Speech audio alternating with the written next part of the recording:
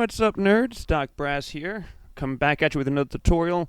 Just want to give a quick shout out to the Discord members from here on Patreon that suggested this tutorial, as well as another one to help them out, as well as, hopefully I find this beneficial to everybody as possible.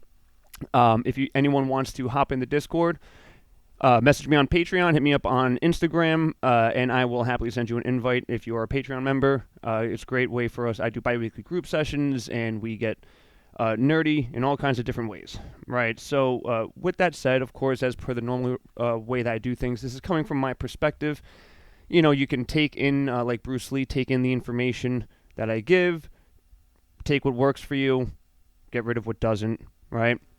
But the idea here in this tutorial is to go over writing drum parts to samples, right? So for each person, I feel like we all have our own way of what we hear in a sample versus what we feel like we want to perform for that sample, right? As far as the actual beat goes, right? And even as we get started, for me personally, sometimes what I hear is not what it ends up being, right? Because as I start jamming, I start experimenting, and I start to see that, oh, wait, I might like taking this in a different direction. Now, I'm going to be using the pack, the Lupin Part 5 intro, right, which is available on Patreon. So you guys can practice this and use this as a good example, and then feel free to experiment in different ways with how you would like to play, right? So the idea here for me is when I hear a sample and I start jamming, I come from the position where I'm writing because I come from a drummer's perspective, right? And so coming from a drummer's perspective, I try to make the drum pattern something that speaks with, not for. I want it to speak with the sample patterns, okay? And I will be playing each part as we go through. We're going to kind of dissect this beat, right, as we go through it. And you can, and I'll try and point out how I, in every little way, whether it be for a breakdown or it be for, a bridge, I'm always trying to have a semblance of the drums complementing these samples, okay? So in the very beginning, what we have in this is a very simple, that sample playing over top, right? And that is going to be playing through the whole time.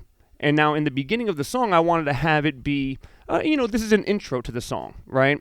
So for me, what I decided to do was kind of have it be a very nice open, no real kick or snare yet. We keep it open, and I'm going to be playing, my cymbals as I do, back and forth, right?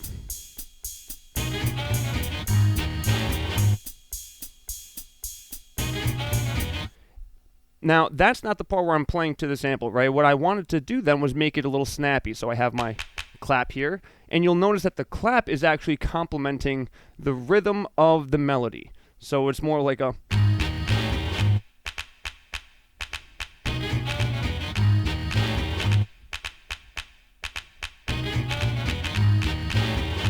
Right, so you hear how even the clap is going like the...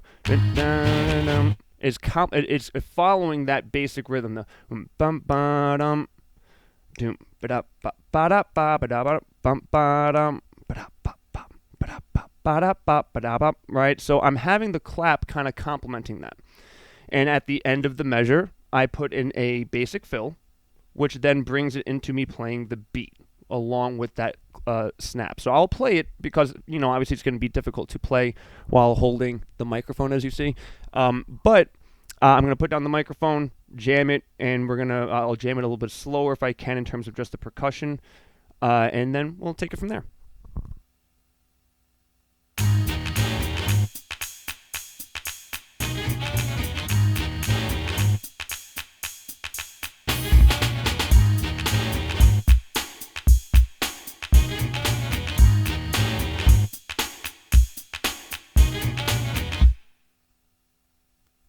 Right, so you see how I'm taking this and I'm having the clap really being this nice little accent for the melody samples. It's not hitting every single note in the melody, right? It's not like I'm doing right, every single time. I'm not hitting the clap every melody note. It's a complement, right? It's something to keep things in time with how these samples are playing, and it allows the listener to then easily follow along what we're doing, right? Now, I'll be doing a separate tutorial about drum rolls and how I approach them, and so don't look for real techniques on how I'm going to be going over the drum rolls themselves, but this is a very straightforward snare, right? Very straightforward roll. You know, usually in any roll, you're hitting notes in quick succession to fill in a spot. That's the idea of a roll and a fill. And it's to fill in the end, and in the sense of a roll, it is to kind of, you know, give a little flair. So in this case, it's a very straightforward. And then we get going back into the beat. Okay? So this is the first part. Very straightforward. As I start playing the beat itself is not like the kick and snares is not really there to match the melody. That will come in the next part. But this is really more about how even in the intro I am having an open space to complement the samples right there. Okay. Now as I go through that beat, then I do my vocal transition. Yes.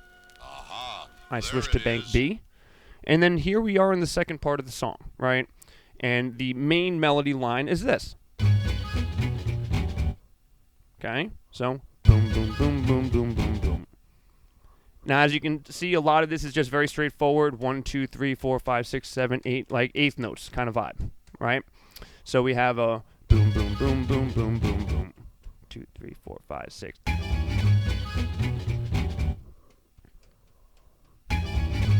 So that's the basic sample line, right? So in the beginning, what I am doing now, this is might sound complicated, so I'm going to really try and break this down. I wanted to, since I am someone who likes flair, right? I like adding certain levels of complex notation to really complement things. This isn't something that is required for everybody to do. So you don't have to make, a lot of snare roll type stuff. But this is more to give you an idea about how I am thinking about the kind of beats that I would like to play for these kinds of sample lines. So when I am playing, like a drummer, right? You're kind of playing with your fingers, and I'm hitting this, right? Kind of adding that swing to it.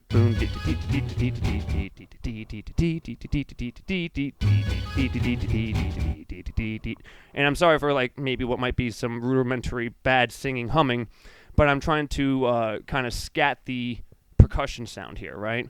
So it would be like a do dee dee dee dee dee dee dee, and then it's empty. In which case, what do you think I'm going to do? I'm going to add in a flare or a roll, or I'm going to have some kind of extra part of the drums that's now taking advantage of that space before the ending comes back in, okay? In this case, the drum pattern I'm doing is really focused around the kick and snare work, right? So it goes.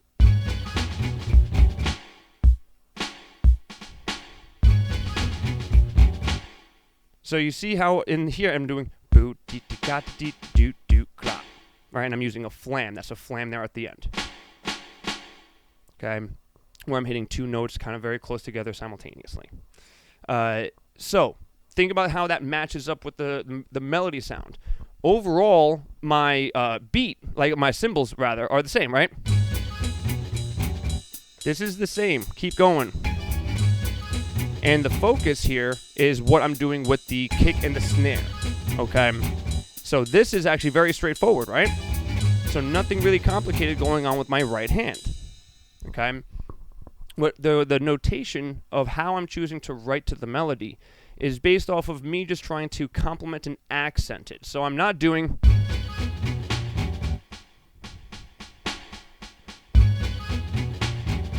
Right, so you see how that would be more of an on the beat, on eighth note kind of hit. Go, oh, and even if I wanted to add more kicks, right?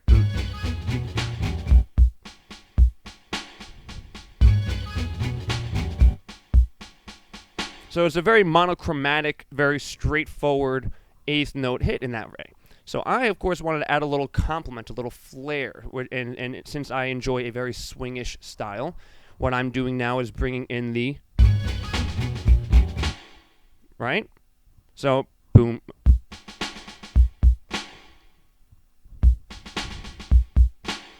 Okay, that pattern is what is being played for here. Now, of course, then I do a roll. And the roll is complex. It's doing a triplet flam where I'm doing and then I do a 7-hit roll with the snare. Okay? So when I say that live, you'll again, a triplet flam is where I'm kind of hitting all 3 of these notes, 1, 2, 3, in a very quick succession where it kind of feels like it's a very quick roll, but within like one shot. And then I do that 3 times before doing a kind of a roll. Okay. Now again, I'll do a separate tutorial on performing rolls, and we can give you and I'll give you some rudiments to practice there. But this is more about how I'm writing to the sample, right? Because what happens is and I'll play it for you in full succession now. I'm using my kick and snares to complement this pattern before I go into the next breakdown, which will involve changing from the ride and the hi-hat to the trash and hi-hat, but in a very specific pattern, because actually it's doing a like dot dot dot dot dot dot. So we're doing kind of like a thirds kind of performance there, and I'll break that down in a second. So let's check this out.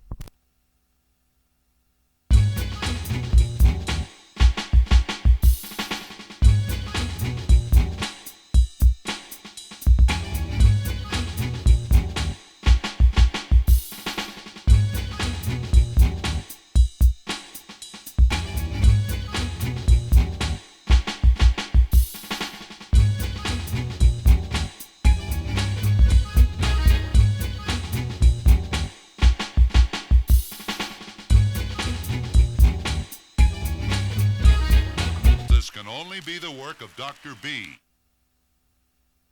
Okay, so now I can't really slow down how I'm playing the percussion with the samples, because obviously the sample is playing at a consistent tempo. So if I play the drum slower, it's going to be off, and it will not get the same effect. So I can't really play that slower with the sample, but that's why I wanted to give you an idea about outside of the sample. It's really a...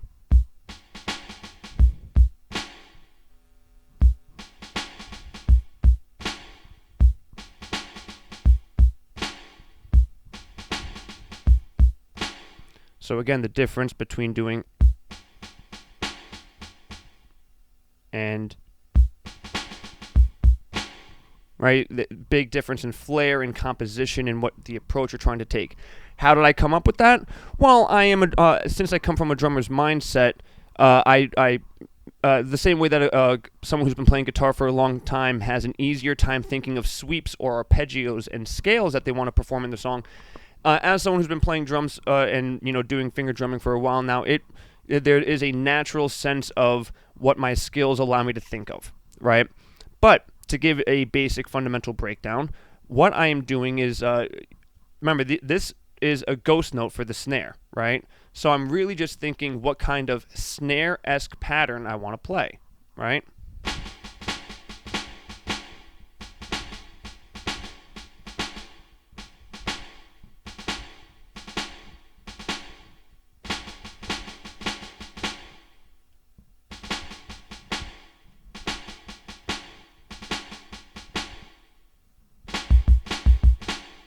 Right, so you see how and I'm just doing basic examples of different kinds of snare rolls that are all each a little unique in their way, but they follow a ghost note and snare kind of fundamental, right?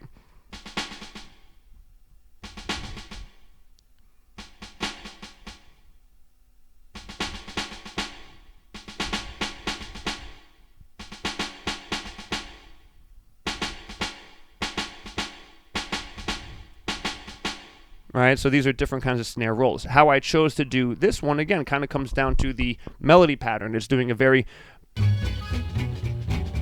And instead of just following that pattern along, I'm doing a...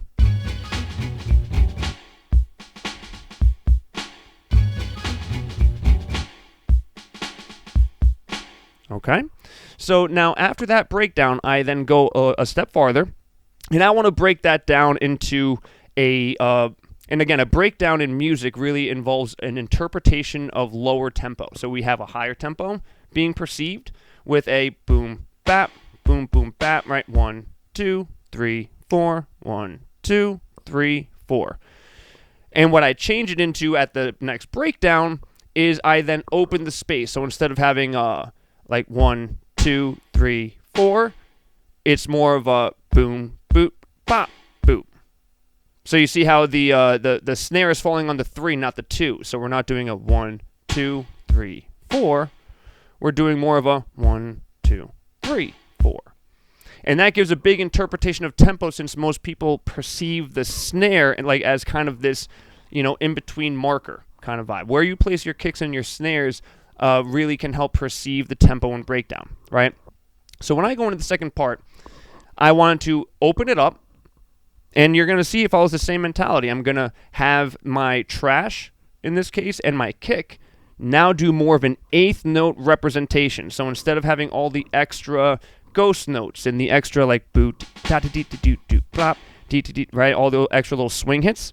What I'm doing now instead is having more of the boom, boom, boom, boom, boom, boom, boom, and kind of bringing it back down another step and spreading out my snare.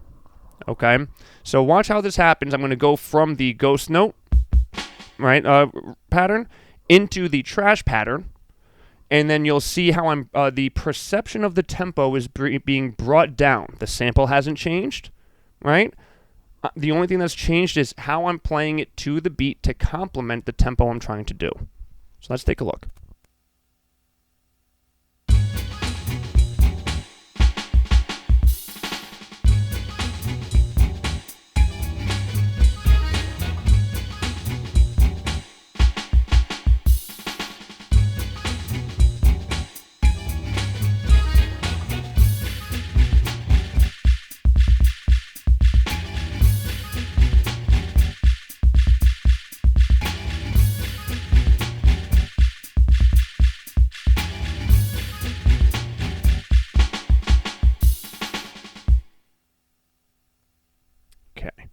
So as I hopefully think that you see, what I'm doing instead is I break down the tempo. The kick now, instead of doing,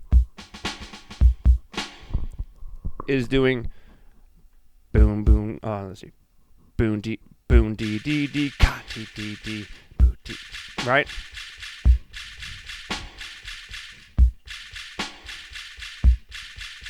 So you see how much longer that snare is coming into hit. It's not doing a boom, dee, dee, da. It's doing a boom, dee, dee, dee, cut, right? So much more open space. And what's complementing the melody, the do, do, do, do, is actually the trash cymbal. So it's if you just listen to the way that I'm playing the trash in this, right? You hear how that trash is kind of like hitting a lot of the notes that need to be on there, and it's complementing it. It's not taking it over. And then I'm just maintaining that for the second half. And as per the rule that I mentioned earlier, during that break, then what I'll do is I'll take an opportunity to do a little extra flair. In this case, I'm doing kind of a double kick pattern where I'm doing a bum, bum. Okay? And that to me is the extra flair, kind of like an extra, giving the drummer that double pedal kind of vibe for the breakdown. So, going back, and now I'll just play just the pattern itself. Listen to just the way that I decide to play the kick and the snare during that open space. So I'm using the trash to really help guide the sample in, and then during that empty space, I'm then using the kick and the snare to kind of add a little extra flair, okay?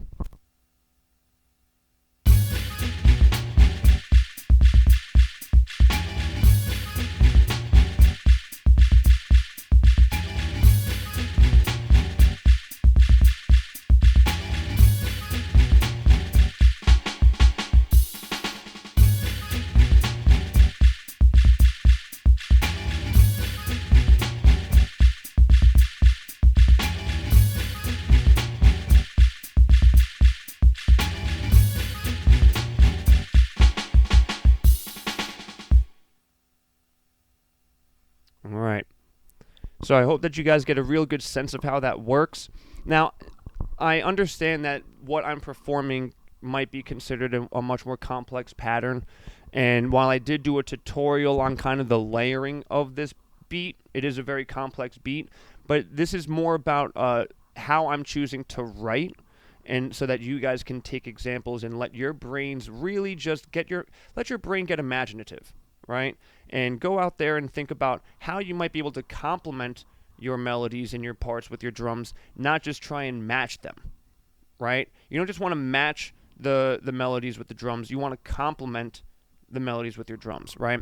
And that's the whole idea here of what I'm going over. So I'm not expecting you guys to be like, oh yeah, I'll just easily do a very, complex thirds on the thing and then do a roll over here and do. No, that's not what I'm saying. I'm providing an idea of how I'm thinking, right? Because when I go into that empty space, I have an opportunity to fill in that space. And that's what I do, right? So one more quick example of this is from another personal favorite track of mine. So we're going to go to bank number 3. This is near the end. Okay. What I have is very similarly.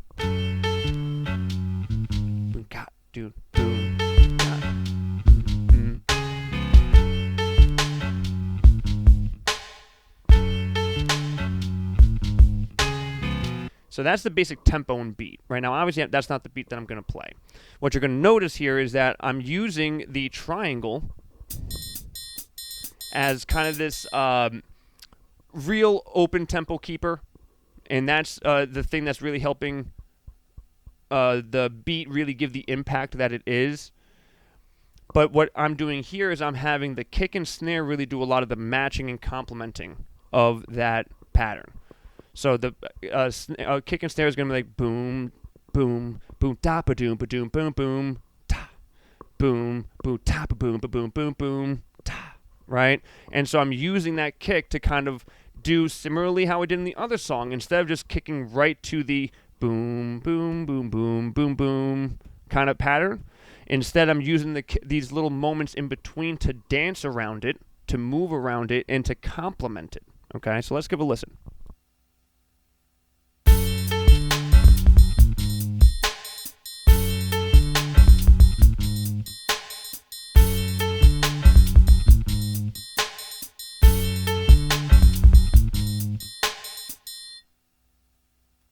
Okay, and you see how because I'm even using this more complex pattern with the kick and snare, when I get that little bit of openness, I actually just want the triangle to ring and ring out, right? And that is another way. So it's not like every single time there's an open fill, you have to just do a crazy roll, right? Allow yourself the opportunity to really feel what each beat wants. Okay, so in both examples of the Lupon and as well as this one, which I don't think I have loaded yet, but I might later after I release it as a song. But this is more about how I take the same approach with 2 different tracks. Okay, and I'm using whether it be the cymbals or my rhythm keepers to complement or fill in, or really using my kick and snare pattern to complement or fill in. That's the whole idea here. Okay, so if you guys have any questions, feel free to holler at me. I hope that you found this helpful. As far as some nice basic approaches that you guys can do, remember, it doesn't have to be crazy snare rolls, right, like we had over here where we're doing, right,